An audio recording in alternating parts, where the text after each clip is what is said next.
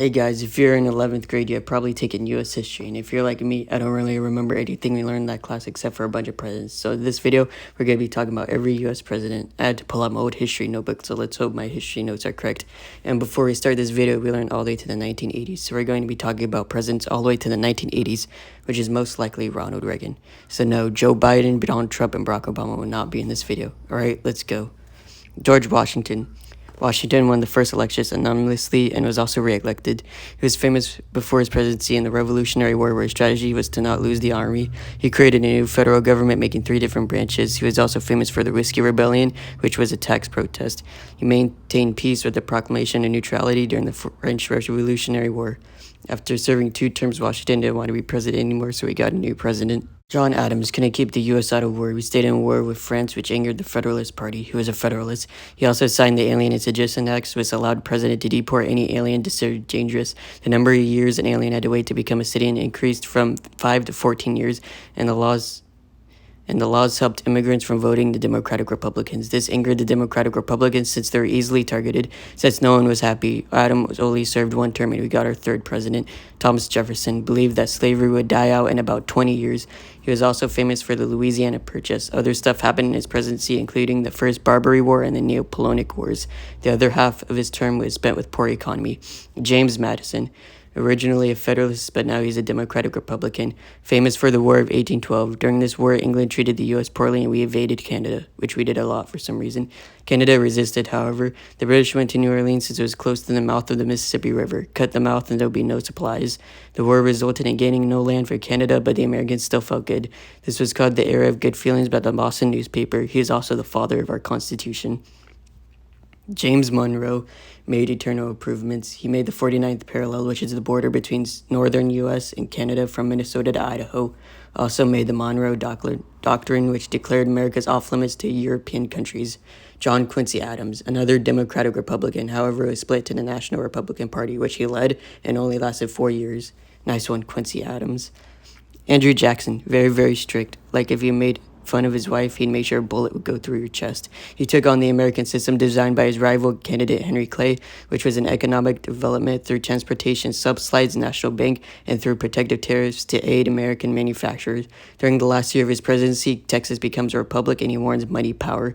His legacy is that strong presidents move forward according to his new vision.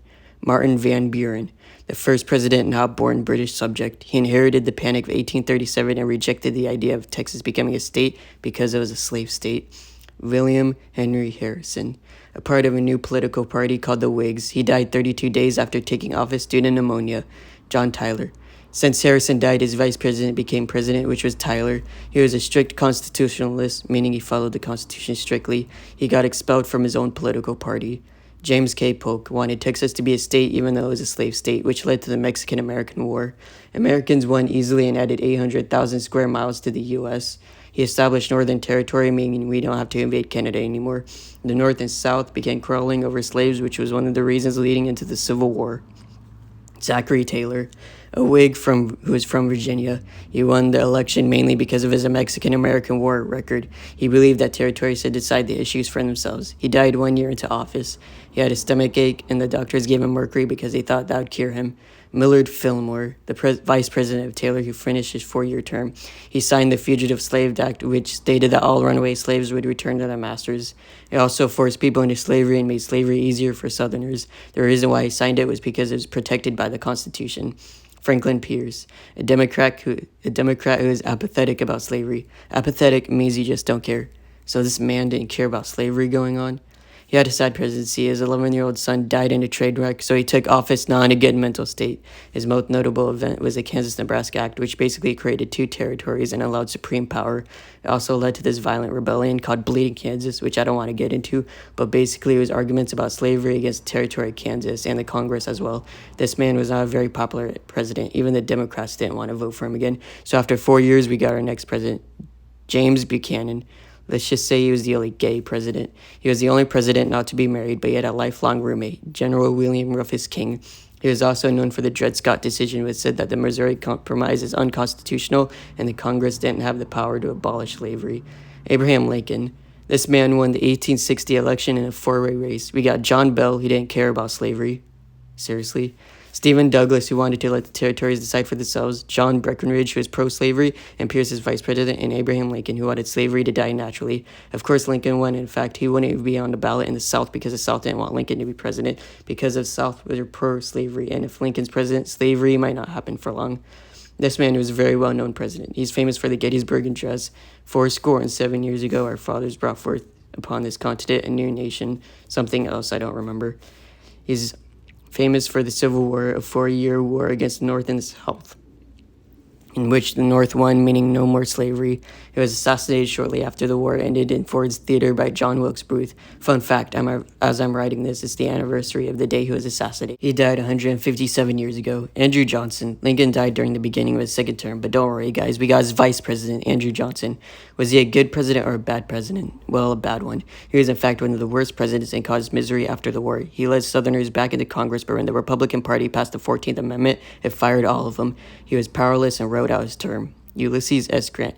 He was a good as a soldier in the Civil War, but not necessarily a good president. He is squeaky clean, meaning not corrupt. His failing was that he assumed people would do their best and act in public for good. Rutherford B. Hayes. I literally have no notes about Hayes for some reason. I don't think we talked about him a lot in class, but from what I found online, his presidency makes a turning point in the United States history because this marks the end of the Reconstruction period, which was a period of time where the United States were building economy and the country was building again after the aftermath of the Civil War. James Garfield. This man was assassinated 200 days into office. He got shot, however, he felt better. The doctors tried taking the bullet out of him, leading to him dying of lifelong infections. Chester Arthur. Not a very exciting president. I don't think anyone's ever really heard of him. He was known for his civil service reform. He also made the first immigration laws. Grover Cleveland. This man was the first Democrat elected since Abraham Lincoln. He only served one term. Benjamin Harrison. Not a whole lot about this guy except he signed the Trust Act in 1890. Grover Cleveland. Wait a minute, this guy again? Wasn't he already the 22nd president? Well, basically, if you're already president, you can run again.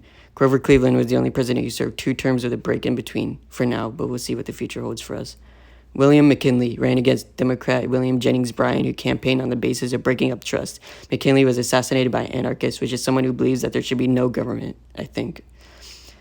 Theodore Roosevelt, the first president running in the 20th century, so he wants to make sure all goes smoothly. He insists on doing the right thing and following the law, which some people got mad about for some reason. His phrase was speak softly but carry a big stick, meaning don't scream, but make others know they don't want to face the consequences you can give them. In the election in 1904, he wanted to run for president because he's only vice president, remember? And he wins. The South didn't like him, so he called him the Solid South. During the second term, he sent the Great White Fleet around the world to send a message to various countries. He gave his policies to Taft after he decided not to be president anymore. He served 2 terms, by the way. William Howard Taft easily won due to Roosevelt's popularity. He was the fattest U.S. president by a long shot. The Democrats even said he got stuck in a bathtub. He filed a suit against U.S. Steel for violating the Sherman Act, which means that monopolies aren't okay and whatever the robbing barons do are illegal. Also, the Titanic sank during his presidency in April of 1912. Woodrow Wilson, a Democrat from Virginia and the first Southerner elected since the Civil War. He pushed the Federal Reserve Act of 1913 called the Fed and ratified the 16th Amendment, permanently creating income tax. Nice one, Wilson. Is also famous for being president during World War I. He made Wilson's 14 points. We want open peace, and instead of fighting, let's talk it out, were some of those points. Obviously, this didn't work, and as you can tell, this guy was an idiot. Warren G. Harding, the first caretaker president. A caretaker president is someone who sits back and doesn't do anything. He died of a heart attack after 2 years of being in office. Calvin Coolidge, the vice president and another caretaker president. His nickname was Silent Cal due to him never communicating. He decided to stop being president after a couple terms. Herbert Hoover, another caretaker president. Things start to go downhill when he becomes president. However, none of it was his fault. The stock market crash and the Great Depression both happened during this time, and you guessed it, he does nothing. His lack of popularity meant that our next president won in a massive landslide during the next election. Franklin D. Roosevelt, inaugurated in 1933, the same year Hitler became leader. Oh, great. He was the only president to run 4 terms due to World War II and the Great Depression. However, he died in 1945. Unlike the previous 3 caretaker presidents, he promised he would do something. He gave him a new Bill of Rights. Nothing negative, it looked good, it just was really hard to accomplish. He separated gold coins and money, put 250,000 back to work with the Civilian Conservation Corps, and ended to prohibition. It's going to get harder for him after 100 days of being in office, though. He had a difficult time passing bills and keeping old programs running. So he promised he'd do something, and he delivered. Good job, FDR. Harry S. Truman, the Vice President Roosevelt, who decided to send 2 atomic bombs at Japan. The reason why he sent 2 is because they didn't surrender the first time. Since the Russians helped the U.S. fight Japan, they wanted half Japan, to which Truman said no. They demanded a reward, so they asked for half of Korea, which we gave them. This is why North Korea is a communist country and South Korea is South Korea. Also famous for the Truman Doctrine, which basically said that if you're a communist and don't want to be a communist, we can help you. This is targeted at the USSR and Joseph Stalin. General MacArthur, who is the leader of the army during the Korean War, wanted to nuke China and North Korea to end the war and win, but Truman said no and fired him. Truman ran an election against Eisenhower. We got a new president, Dwight D. Eisenhower. Popular because of World War II and promised to keep the Americans out of the Korean War. His years were much more than Korea and Vietnam. His years were prosperous, calm, and some people would say it was boring. He introduced interstate highways to make travel easier in America. He completed 8 years in office in 1959, the same year when Castro became power in Cuba. John F. Kennedy. He won the Kennedy-Nixon debate and was inaugurated in 1961 as the youngest president in office. People who watched television knew Kennedy won because he simply looked better, but people who heard the radio thought Nixon won because his points were better. Kennedy was also known as a World War II hero. He immediately faced crisis because in 1959, Castro led a successful communist revolution against pro-slavery dictatorship. Kennedy inherited the CIA plan approved by Eisenhower to overthrow Castro using 1,400 exiles. This is known as the Bay of Pigs invasion. 1,400 started and 1,290 were captured. This was an embarrassing failure. Kennedy tried to negotiate with Castro to stop with the exiles, but Castro said no. This all happened in 13 days, which is known as the Cuban Missile Crisis. Kennedy responded with a blockade. He was dealing with Vietnam in 1963. This was also the turning point for South Vietnam. However, Kennedy wasn't around to see this because he was assassinated on November 22nd, 1963. It was believed to be Lee Harvey Oswald. Lyndon B. Johnson, the vice president of Kennedy. Sadly, Kennedy didn't make it to 1964. Sex, drugs, rock and roll, and if you're a teenager, most likely your grandparents' generation. Known for the Johnson's Great Society, which was announced in 1964 and was a massive government expenditure to solve racial injustice and poverty. He signed the Racial Rights Act in July of 1964, which prohibits discrimination of all kinds based on race and color. This was the most sweeping civil rights legislation since the Constitution. He also signed Executive Order 11246 in September of 1965, which enforced affirmative action for the first time. He was president during the Vietnam War, in which the U.S. got ripped apart. He was so broken he didn't want to run for president again, so he got a new president. Richard Nixon ran against Hubert Humphrey in the 1969 election and won this in a landslide. He campaigned against de-Americanizing the war. He was reelected in 1972 in a massive landslide. Literally every state voted for him except Massachusetts. He made peace in 1973 and successfully normalized friendship with China. They saw an agreement with the Soviet Union and we lost focus in Vietnam, which later resulted in a big loss in the Vietnam War. He was also known for the Watergate scandal. People started to hate Nixon and resigned rather than impeached. He was the only president to quit.